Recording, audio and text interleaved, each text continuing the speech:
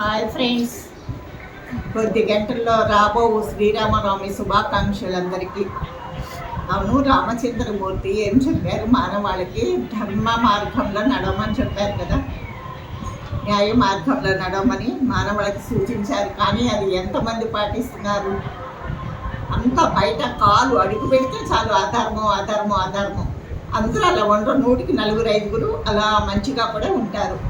తర్వాత దశరథ మహారాజు గారి కోడలు, జనక మహారాజు గారి కూతురు అయినటువంటి జానకీదేవి, సీతమ్మ తల్లి సతీ అనసూయతో సమానంగా చాకలివాడి వేసిన నింద కోసం ఆవిడ అగ్నిలో దొంకి ఆమె పాతివ్రత్యాన్ని నిరూపించుకుంది. సౌశీల్యవతి, వినయ విధేయురాలు, మాతృమూర్తి, బంగారు తల్లి, అమ్మ సీతమ్మ తల్లి, నీకు కోటి సాష్టాంగ నమస్కారములు తల్లి. బాయ్.